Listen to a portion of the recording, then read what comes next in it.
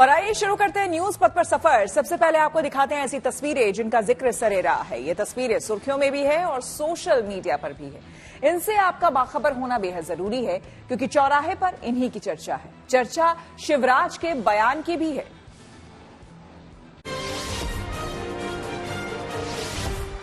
दिल्ली में राष्ट्रपति द्रौपदी मुर्मू ने खिलाड़ियों को राष्ट्रीय खेल पुरस्कारों से सम्मानित किया। इसी समारोह से जुड़ा एक वीडियो सोशल मीडिया पर वायरल हो गया, जिसमें पैरा तीरंदाज शीतल देवी का बुलंद हौसला नजर आया। खेल मंत्री अनुराग ठाकुर और कॉमर्स मिनिस्टर पीयूष गोयल ने भी उनकी तारीफ की और उन्हें युवाओं के लिए प्रेरणा बताया। युवा शीतल देवी के दोनों हाथ नहीं है, लेकिन जब उनका नाम पुकारा गया तो उनका चेहरा खुशी से चमक उठा। ऐसे में उनका हौसला देखकर पूरा हॉल तालियों से गूंज उठा। शीतल जम्मू कश्मीर के किश्तवाड़ की रहने वाली है। उन्होंने पिछले साल चीन में हुए एशियाई पैरा गेम्स में 2 स्वर्ण समेत 3 मेडल जीतकर इतिहास रचा था। वो पैरों से ही तीरंदाजी करती हैं।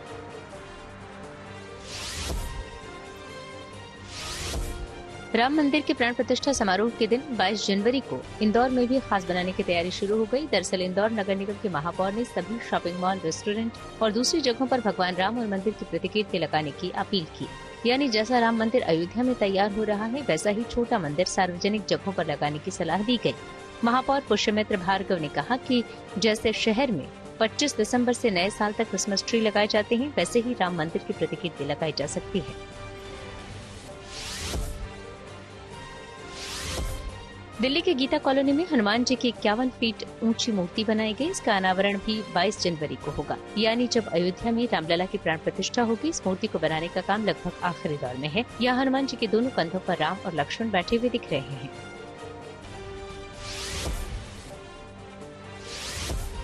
मध्य प्रदेश के पूर्व सीएम शिवराज सिंह चौहान का एक बयान सोशल मीडिया पर वायरल हो गया, जिसमें उन्होंने मुख्यमंत्री न रहने पर होर्डिंग से तस्वीर के गायब होने का जिक्र किया। इस दौरान शिवराज हंसते दिखे और फिर उनके बयान पर वहां मौजूद लोगों ने भी तालियां बजाई। लेकिन कई लोग ऐसे होते हैं जो रंग देखते हैं। मुख्यमंत्री हैं तो भाई साहब आपके चरण तो कमल के समान हैं, कर कमल हो जाते हैं, चरण कमल हो जाते हैं, और बाद में नहीं रहे तो होर्डिंग से फोटो ऐसे गायब होता है जैसे गधे के सिर से सींग। बड़ा मजेदार क्षेत्र है ये। जिंदगी का सफर सुहाना हो, इसके लिए सावधान रहना जरूरी है। रोजमर्रा की आपाधापी में कुछ देर बैठकर सोचना समझना भी जरूरी है कि हमारे आसपास क्या कुछ हो रहा है और जो कुछ हो रहा है उससे हमारी जिंदगी, हमारा परिवार कैसे प्रभावित हो सकता है। इसलिए हॉर्न बजाकर बाखबर करने वाली खबर जरूरी होती है। और आज की ये खबर सर्दी के इस मौसम में गीजर के इस्तेमाल से जुड़ी हुई है। पानी गर्म करने के लिए गीजर जरूरी है, इस्तेमाल में सुविधा भी होती है, लेकिन अगर लापरवाही हुई तो इसकी वजह से हादसा भी हो सकता है।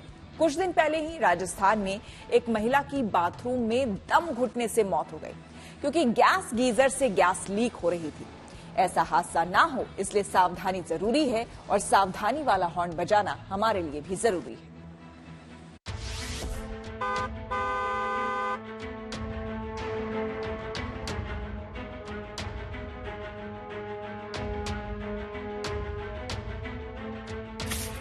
सर्दी के महीने में ठंडे पानी से नहाना पड़े तो हालत कुछ ऐसी होती है।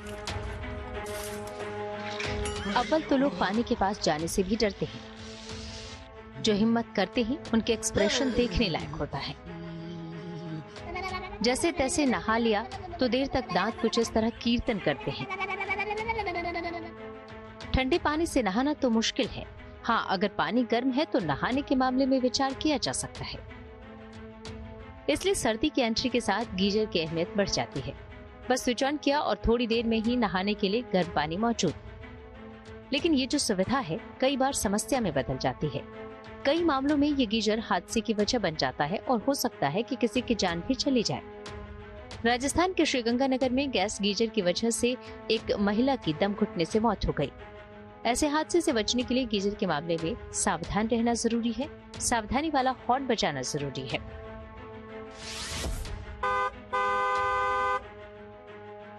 सबसे पहले आपको बताते हैं गैस गीजर की वजह से हुए 2 हादसों के बारे में। श्रीगंगानगर में एक महिला की दम घुटने से मौत हो गई। बाथरूम में गैस गीजर लगा था, लेकिन गीजर से गैस रिसाव होने की वजह से महिला का दम घुट गया। इसी तरह भीलवाड़ा में 14 साल के बच्चे की बाथरूम में मौत हो गई। वहां भी गीजर से गैस लीक होने से उसका दम घुट गया। दोनों केस में बाथरूम में होने की वजह से महिला या बच्चे के दम घुटने की जानकारी समय रहते नहीं हो पाई। लेकिन समझने वाली बात यह है कि अगर सावधानी नहीं है तो ऐसा हादसा किसी भी घर में हो सकता है। जरा सी चूक एक बड़ी दुर्घटना की वजह बन सकती है। जिन घरों में गैस गीजर इस्तेमाल होता है उनको ये समझना जरूरी है कि गीजर का बर्नर जलने से ऑक्सीजन की खपत ज्यादा होती है और कार्बन डाइऑक्साइड की मात्रा बढ़ जाती है। इसके अलावा कार्बन मोनोऑक्साइड की मात्रा भी बनती है। जब दिल और दिमाग को जरूरत के मुताबिक ऑक्सीजन नहीं मिलता तो आदमी बेहोशी में चला जाता है, दिमाग कोमा जैसी स्थिति में चला जाता है और वह दरवाजा खोलकर बाहर आने की हालत में नहीं रहता। इसी वजह से बाथरूम के अंदर ही उसका दम घुट जाता है और कई बार मौत भी हो जाती है। इसलिए अगर घर में गीजर है तो सतर्कता भी जरूरी है। गीजर खरीदने से लेकर उसके इस्तेमाल करने तक लापरवाही नहीं होनी चाहिए, यानी लोकल गीजर खरीदने से बचें। गीजर खरीदने के बाद कंपनी के इंजीनियर से ही फिटिंग करवाएं। चेक करें कि अर्थिंग सही है या नहीं। साथ ही खास तौर पर ध्यान रखें कि गैस गीजर खुली जगह पर ही लगाएं, यानी बाथरूम में हवा आने के लिए रोशनदान होना चाहिए। गैस लीकेज होने पर गीजर ना चलाएं। दीवार और गीजर के बीच थोड़ी खाली जगह होनी चाहिए और स्विच इतनी ऊंचाई पर हो कि बच्चों के हाथ न पहुंचे। मसला सिर्फ गैस गीजर के साथ ही नहीं है, बल्कि लापरवाही इलेक्ट्रिक गीजर के मामले में भी भारी पड़ सकती है। हालांकि इसमें पानी कॉपर कॉइल के जरिए गर्म होता है और ये कार्बन डाइऑक्साइड नहीं छोड़ता, लेकिन कई बार लोग गीजर ऑन करके बंद करना भूल जाते हैं। नहाते वक्त भी गीजर ऑन रखते हैं, जबकि घंटों तक गीजर गर्म करने से हादसा हो सकता है। ज्यादा गर्म होने से गीजर फट सकता है, बॉयलर पर प्रेशर बढ़ने से लीकेज हो सकता है और करंट लग सकता है। हालांकि अब नई तरह के गीजर में कट ऑफ फीचर मौजूद है। पानी गर्म होने के बाद गीजर खुद ब खुद बंद हो जाता है, पर अगर गीजर पुराना है तो घंटों तक पानी गर्म होने पर हादसे की आशंका हो सकती है। इसलिए गीजर, खासकर गैस गीजर के इस्तेमाल में सावधान रहें। दूसरों को भी सावधान करने के लिए हॉर्न बजाएं।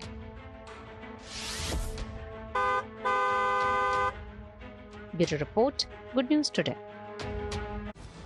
सिर्फ गीजर ही नहीं, सर्दियों में रूम हीटर के इस्तेमाल में भी सावधानी जरूरी है। ठंड के मौसम में हीटर राहत तो देता है, लेकिन कई लोग इसे रात में चलाकर सो जाते हैं। ये गलती भारी पड़ सकती है। एक्सपर्ट्स के मुताबिक रात भर हीटर चलाने से कमरे में कार्बन मोनोऑक्साइड गैस भर जाती है और ऑक्सीजन कम हो सकती है। ऐसे में सोते सोते सांस रुक भी सकती है।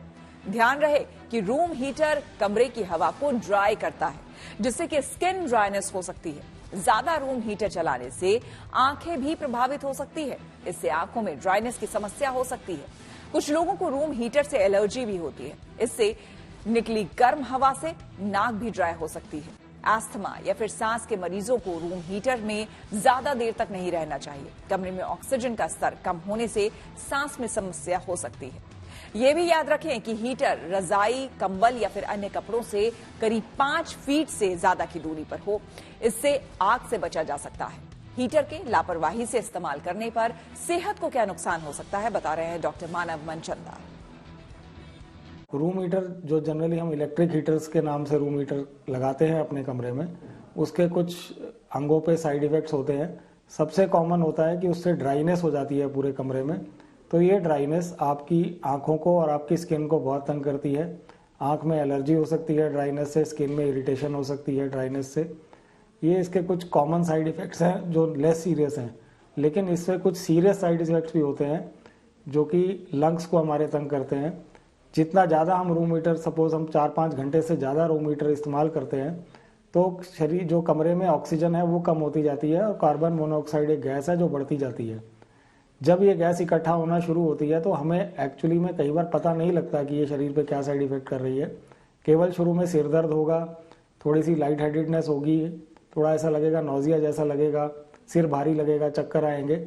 लेकिन अगर ये गैस की मात्रा कमरे में बहुत ज़्यादा बढ़ जाए तो ये लंग्स को इतना तंग करती है कि सांस भी रुक जाती है और कई बार लोगों की डेथ भी हो जाती है। ये और भी, जैसे हम गैस गीजर इस्तेमाल करते हैं आजकल नहाने के पर्पज से, उसमें भी ये कार्बन मोनोऑक्साइड गैस से काफ़ी कॉमन लोगों को प्रॉब्लम्स होती हैं। तो मेरा सुझाव ये है कि अगर आप ये हीटर इस्तेमाल कर रहे हैं तो उसको लिमिटेड टाइम के लिए करें, 1-2 घंटे के लिए करें। रात को सो के उसको ना चलाता छोड़ दें ताकि रात में पता लगे कार्बन मोनोऑक्साइड बढ़ गई और आप सोने में ही बेहोश हो गए। उससे हमें पता भी नहीं लगेगा कि शरीर पे क्या असर आया। तो लिमिटेड टाइम के लिए करें। अगर कोई एक आध खिड़की या दरवाज़ा खोल के अगर आप ये हीटर चला पाएँ तो वो अच्छा रहेगा, क्योंकि इससे शरीर में जो कमरे में आपकी गैस है कार्बन मोनोऑक्साइड वो इकट्ठी नहीं होगी। प्रधानमंत्री मोदी का यूएई समेत 4 देशों के राष्ट्राध्यक्षों के साथ डिनर। आइए आपको सीधे लिए चलते हैं न्यूज एक्सप्रेसवे पर, जहां देश से जुड़ी कुछ और जरूरी खबरें कर रही हैं आपका इंतजार। प्रधानमंत्री मोदी और यूएई के राष्ट्रपति शेख मोहम्मद बिन जायद अल नाहयान ने अहमदाबाद से गांधीनगर तक रोड शो किया। इस दौरान वहां काफी भीड़ नजर आई। दरअसल गांधीनगर में बुधवार से वाइब्रेंट गुजरात ग्लोबल समिट की शुरुआत होगी। इसमें पीएम मोदी के अलावा यूएई के राष्ट्रपति बतौर मेहमान शामिल हो रहे हैं। वाइब्रेंट गुजरात ग्लोबल समिट से एक दिन पहले प्रधानमंत्री मोदी ने दुनिया की प्रमुख कंपनियों के बड़े अधिकारियों से मुलाकात की। इस दौरान भारत में निवेश समेत कई मुद्दों पर चर्चा की गई। इस मुलाकात में सुजुकी और माइक्रोन टेक्नोलॉजी समेत कई कंपनियों के अधिकारी मौजूद रहे। यूपी के सीएम योगी आदित्यनाथ एक बार फिर से अयोध्या पहुंचे, जहां उन्होंने रामलला के दर्शन किए और गर्भगृह में पूजा की।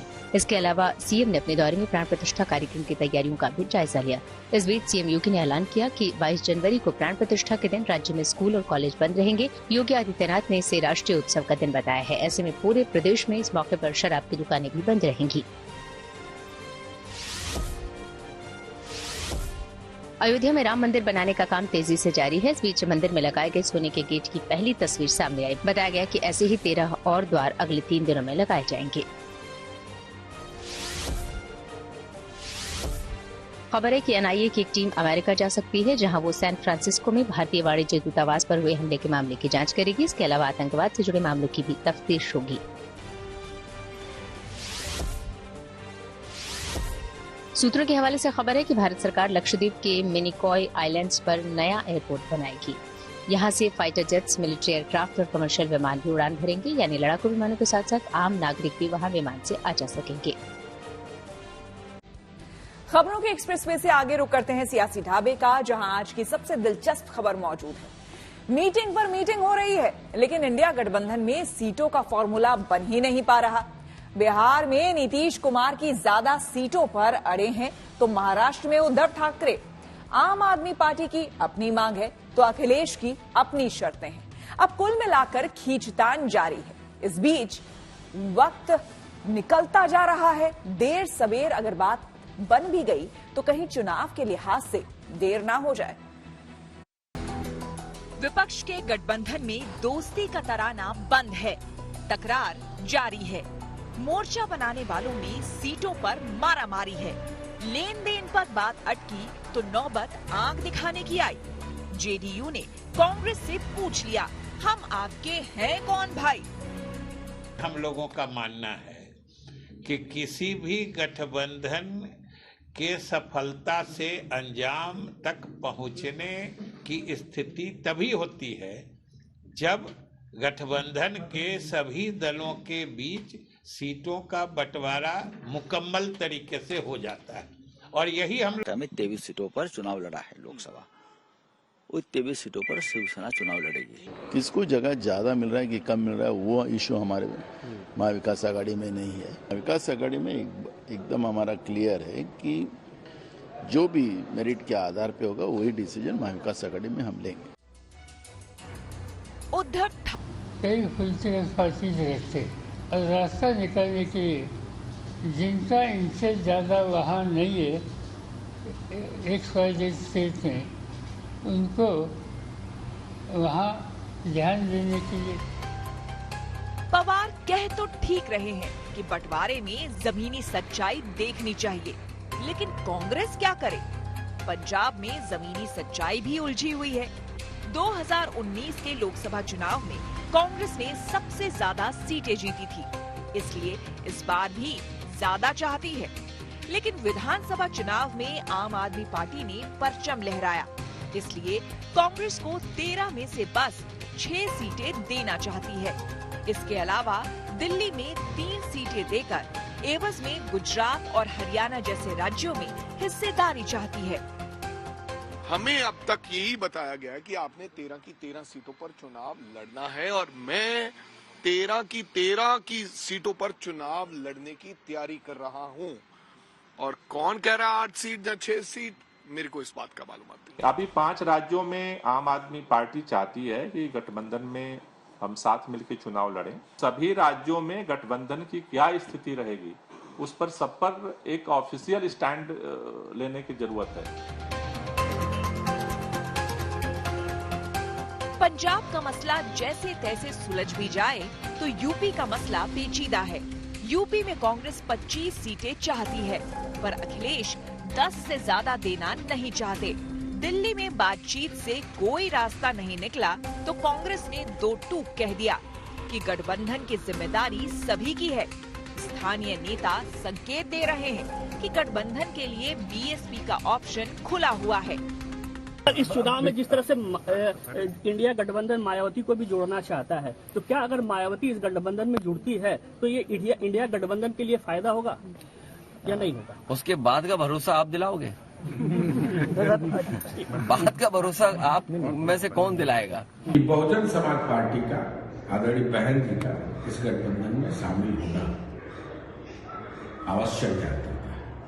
अगर आदरणीय बहन जी, और मैंने तो सभी दलों से अपील की, निवेदन किया कि जो लोग भारतीय जनता पार्टी के और आरएसएस के विचारधारा के खिलाफ है, वो सब लोगों को गठबंधन का हिस्सा बनना चाहिए, और मैं अपने स्टैंड पर क्लियर हूं। सीटों को लेकर खींचतान है, फिर भी दिग्गजों को देर सबेर फॉर्मूला निकल जाने की उम्मीद है। हाँ, ये चिंता जरूर है कि देर ना हो जाए, कहीं देर ना हो जाए। Bureau report, good news today. वक्त है धन बाजार का, जहां शेयर बाजार से लेकर कारोबार तक की सभी अहम खबरें होती हैं और इसका सीधा रिश्ता आपकी आमदनी आपकी जेब से होता है। तो तेज रफ्तार खबरों के बीच ये जरूरी खबरें छूट ना जाए, इसलिए सीधे आपको लिए चलते हैं धन बाजार। हफ्ते के दूसरे कारोबारी दिन शेयर बाजार में मामूली तेजी आई। सेंसेक्स 31 अंक चढ़कर 71,386 पर बंद हुआ। वहीं निफ्टी भी 32 अंकों पर चढ़ा। इसके साथ ही ये 21,545 पर पहुंच गया।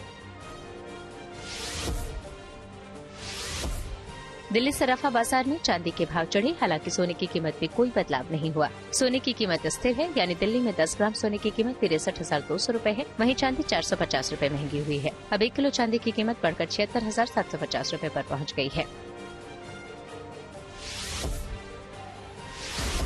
किया मोटर्स की नई कार सोनेट फेसलिफ्ट की लॉन्चिंग के लिए उल्टी गिनती शुरू हो गई है। कंपनी अपनी इस नई एसयूवी को 12 जनवरी को लॉन्च करेगी। उसी दिन इसकी कीमत का भी खुलासा होगा। फिलहाल इसकी बुकिंग शुरू हो चुकी है। इसे 25,000 रूपए की टोकन मनी के साथ बुक किया जा सकता है। न्यूज पथ के सफर में अब सोशल अड्डा का रुख करते हैं, जहां आज बात होगी देश की राजधानी दिल्ली के पास बने गाजियाबाद जिले की। उत्तर प्रदेश का गाजियाबाद इन दिनों अपने नाम को लेकर चर्चा में है, क्योंकि नगर निगम ने इस जिले का नाम बदलने के प्रस्ताव को हरी झंडी दे दी। जानकारी के मुताबिक गाजियाबाद नगर निगम बोर्ड की बैठक में गाजियाबाद का नाम बदलने का प्रस्ताव पास हो गया है। इस प्रस्ताव के पास होने पर बीजेपी शासित गाजियाबाद नगर निगम में पार्षदों ने खड़े होकर तालियां बजाई। बीजेपी के तमाम नेता और हिंदू संगठन काफी समय से गाजियाबाद का नाम बदलने की मांग कर रहे थे। नाम बदलने के लिए गजप्रस्थ, हरनंदी नगर और दूधेश्वर नगर 3 नाम सामने आए हैं, जिनमें से एक नाम पर राज्य सरकार फैसला लेगी। एनसीआर में शामिल गाजियाबाद का नाम बदलने का प्रस्ताव अब उत्तर प्रदेश सरकार को भेजा जाएगा। राज्य सरकार के बाद इस प्रस्ताव पर अंतिम मंजूरी लेने के लिए इसे केंद्र सरकार को भेजा जाएगा। गाजियाबाद जिले की सरकारी वेबसाइट पर जानकारी दी गई है कि इस जगह की स्थापना 1740 में वजीर गाजीउद्दीन ने की थी। तब इसे गाजीउद्दीन नगर कहा जाता था। हालांकि रेलवे लाइन खुलने के बाद इस जगह का नाम छोटा कर गाजियाबाद कर दिया गया था। 14 नवंबर 1976 से पहले गाजियाबाद मेरठ जिले की एक तहसील हुआ करता था। तत्कालीन मुख्यमंत्री नारायण दत्त तिवारी ने 14 नवंबर 1976 को जवाहरलाल नेहरू की जयंती पर गाजियाबाद को जिला घोषित किया था। दिल्ली से सटा होने की वजह से गाजियाबाद को उत्तर प्रदेश के मुख्य प्रवेश द्वार के रूप में गेटवे ऑफ यूपी भी कहा जाता है। गाजियाबाद का नाम बदलने की कवायद को लेकर हमने शहर के ही कुछ लोगों से बात की और उनकी राय जानी। बहुत सारे पार्षदों की और जनता के लोगों के प्रस्ताव आए हुए थे कि इसका नाम बदला जाए। पार्षदों के अलावा भी बहुत सारे लोग जनता के बीच में से आए थे, तो सबकी भावनाओं को देखते हुए हमने एक प्रस्ताव रखा कि शासन को चला जाएगा, सरकार को चला जाएगा, और ऊपर से अगर बदलना चाहें तो अपनी इच्छा से बदल सकते हैं। कुछ नाम यहाँ से भी प्रस्तावित हुए, दूधेश्वर नगरी या हरनंदी और या गजप्रस्थ, इस तरह के कुछ नाम थे। शासन खुद सोच सकता है, सरकार सोच सकती है, चाहेंगे तो बदलेंगे, नहीं चाहेंगे तो बदलेंगे। आज हमारी बोर्ड बैठक थी गाजियाबाद नगर निगम की, उसमें सभी पार्षदों ने एक मत होकर ये तय करा और हमारी महापौर जी ने और नगर आयुक्त जी ने प्रस्ताव रखा गाजियाबाद का नाम परिवर्तन का, जो कि बहुत लंबे समय से एक जरूरत थी गाजियाबाद को। और उस प्रस्ताव को सभी माननीय सदस्यों ने, सभी पार्षदगणों ने एक मत से पारित करवाया और हमें उम्मीद है बहुत जल्द गाजियाबाद का नाम अब परिवर्तित होगा।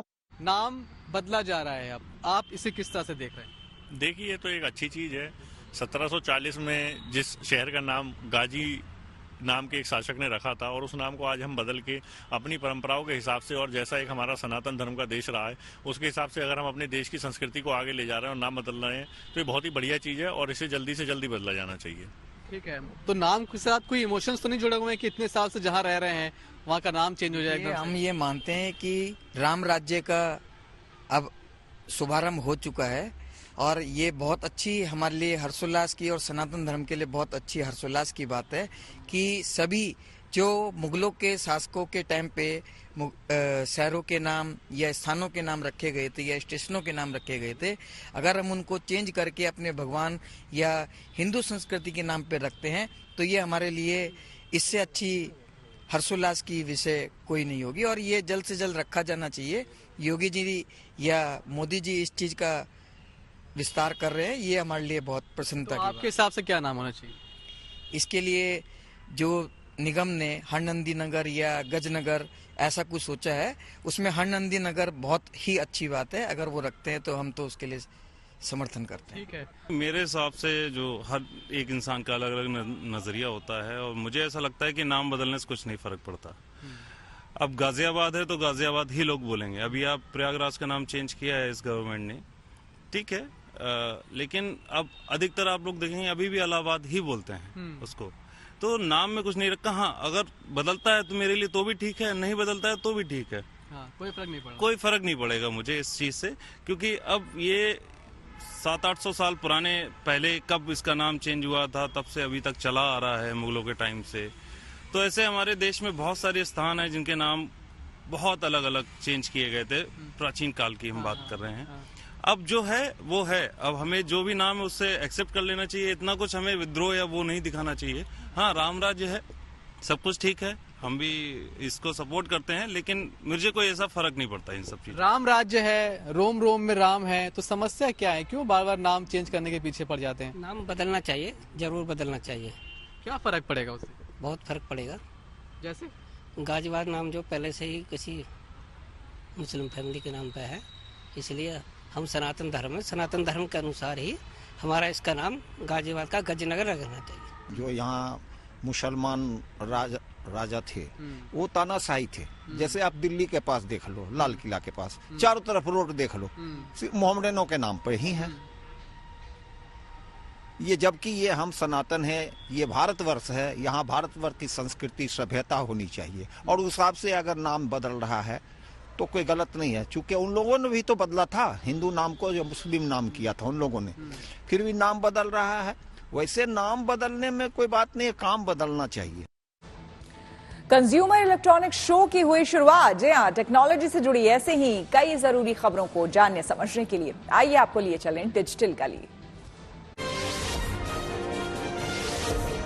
हैदराबाद में एविएशन से जुड़ा एक ऐसा स्कूल खोलने की तैयारी की गई जहां एयरक्राफ्ट की मेंटेनेंस और दूसरे काम की बारीकियां सिखाई जाएंगी। इससे युवाओं को इस क्षेत्र में बड़े मौके मिलेंगे। इसे GMR स्कूल ऑफ एविएशन शुरू कर रहा है। बताया गया कि यहां से यूरोपीय देशों के स्तर की तैयारी करवाई जाएगी, यानी इससे भारत में भविष्य की एविएशन सेक्टर की पीढ़ी एडवांस्ड तकनीक के साथ तैयार होगी। इसमें छात्रों को क्लासरूम के साथ साथ प्रैक्टिकल ट्रेनिंग भी दी जाएगी।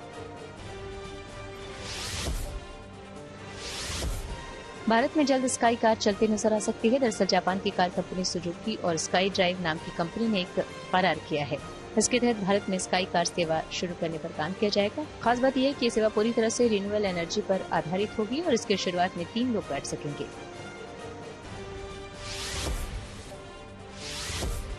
अमेरिका के लास वेगास में कंज्यूमर इलेक्ट्रॉनिक्स शो की शुरुआत हो गई। इसमें सैमसंग समेत दुनिया भर की कंपनियां शामिल हैं। इसमें एडवांस्ड तकनीक वाले कई टीवी, लैपटॉप, रोबोट और इलेक्ट्रिक व्हीकल लॉन्च किए जाएंगे।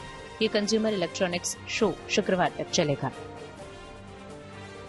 मोहम्मद शमी को मिला अर्जुन पुरस्कार। खेल जगत से जुड़ी ऐसी ही और खबरों को जानने के लिए आइए चले खेल चक्कर। राष्ट्रपति द्रौपदी मुर्मू ने राष्ट्रीय खेल पुरस्कार दिए। राष्ट्रपति ने मोहम्मद शमी और एथलीट पारुल चौधरी समेत 26 खिलाड़ियों को अर्जुन पुरस्कार से नवाजा। इस बीच पीएम मोदी ने भी सभी विजेताओं को बधाई दी। आईसीसी ने भारत और दक्षिण अफ्रीका के बीच केपटाउन में खेले गए टेस्ट की पिच को असंतोषजनक रेटिंग दी, साथ एक डिमेरिट पॉइंट भी जोड़ दिया। ये इतिहास का सबसे छोटा टेस्ट मैच था जो 2 दिन में ही खत्म हो गया था। मैच रेफरी क्रिस ब्रॉड ने न्यूलैंड्स की विकेट को लेकर चिंता जताई और कहा कि इस पर बल्लेबाजी करना काफी मुश्किल था।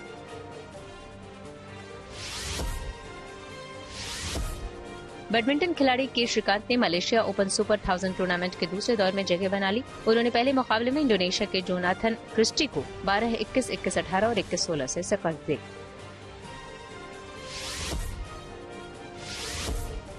दक्षिण अफ्रीकी स्पिनर केशव महाराज ने टेस्ट सीरीज में उनके मैदान पर आने के दौरान राम भजन बजाने को लेकर बयान दिया। केशव के मुताबिक उन्होंने खुद ये गुजारिश की थी ताकि वो अपने शानदार करियर के लिए भगवान का शुक्रिया अदा कर सके। उन्होंने खुद को श्री राम और भगवान हनुमान का बड़ा भक्त बताया। केशव महाराज जब भारत के खिलाफ बल्लेबाजी के लिए आते थे तो अक्सर मैदान पर ये भजन सुनाई देता था। हॉकी इंडिया ने हॉलैंड के हरमन क्रूज को नया हाई परफॉर्मेंस डायरेक्टर नियुक्त कर दिया। वो सितंबर 2024 तक इस पद पर रहेंगे। हरमन हॉलैंड में महिला टीम और कुछ क्लब की भी कोचिंग कर चुके हैं। इसी के साथ न्यूज पथ में मेरे यानी कि श्वेता झा के साथ फिलहाल इतना ही। देश दुनिया की तमाम पॉजिटिव खबरों के लिए आप देखते रहिए गुड न्यूज टुडे।